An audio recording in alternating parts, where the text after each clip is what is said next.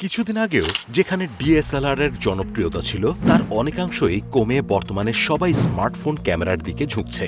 কেননা স্মার্টফোন বহন করা সহজ, তাছাড়া এর ক্যামেরাও দিন দিন উন্নত হচ্ছে।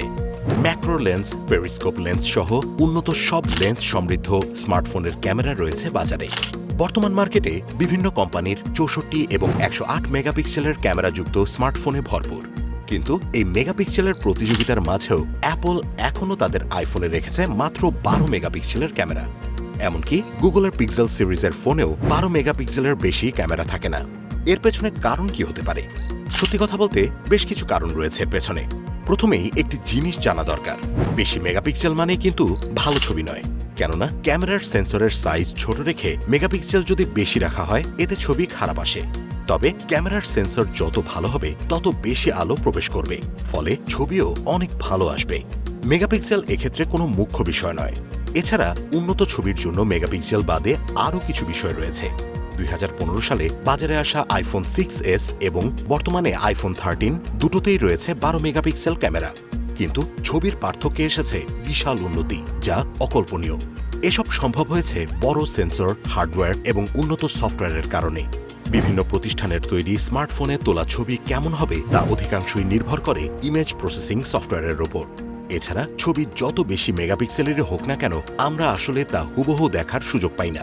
সহজ করে যদি বলা হয়, আমাদের বাসায় যদি আলট্রা এইচডি ডিসপ্লের মনিটরও থাকে, আমরা সেটি দিয়ে খালি চোখে সর্বোচ্চ 8.3 মেগাপিক্সেল পরিমাণের ছবি বা ভিডিও দেখার সুযোগ পাব। অর্থাৎ 12 মেগাপিক্সেলের ছবি আমাদের প্রয়োজনের চেয়েও বেশি। বাজারে প্রচলিত সব স্মার্টফোন, মনিটর কিংবা টিভির ডিসপ্লেতে ছবি দেখার জন্য 12 মেগাপিক্সেলের ক্যামেরার ছবিই যথেষ্ট। মেগাপিক্সেল কম রাখার আরেকটি কারণ হল স্মার্টফোনের রম অর্থাৎ জায়গা। বেশি মেগাপিক্সেলের ছবির সাইজ হয়ে থাকে অনেক বেশি। এতে করে অল্প ছবি তুললেই ফোনের মেমোরি ফুল হয়ে যাওয়ার আশঙ্কা থাকে। আর তাছাড়া আইফোনে এখনও মেমোরি কার্ড যুক্ত করার কোনো সুবিধা নেই। এরপর আসা যাক প্রসেসিংয়ের ব্যাপারে।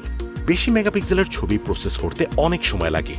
এতে ফোনের র্যাম এবং প্রসেসরের ওপরও চাপ পড়ে, ফলে ফোন স্লো হয়ে যায়, ছবি দেরিতে ওঠে, অ্যাপগুলো হ্যাং করে এবং ব্যাটারির চার্জ দ্রুত চলে যায়।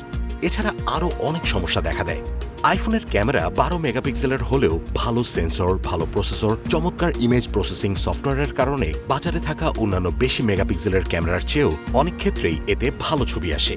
তবে ভবিষ্যতে আইফোনে যখন আরও শক্তিশালী প্রসেসর, উন্নত ডিসপ্লে ও বেশি স্টোরেজ থাকবে, তখন 12 মেগাপিক্সেলের বেশি ক্যামেরার প্রয়োজন হতে পারে। তবে সাম্প্রতিক সময়ে বিভিন্ন সূত্রে জানা যাচ্ছে আইফোন তাদের 12 মেগাপিক্সেলের ঐতিহ্যকে ভেঙে সামনের আইফোন 14 সিরিজের একটি মডেলে 48 মেগাপিক্সেলের ক্যামেরা রাখতে পারে। আইফোনের ভক্তরা এ খবরে বেশ উত্তেজিত। কেননা বর্তমান 12 মেগাপিক্সেলেই যেখানে এত ভালো ছবি আসে, সেখানে 48 মেগাপিক্সেলের ছবি কেমন আসতে পারে তা বলাই বাহুল্য।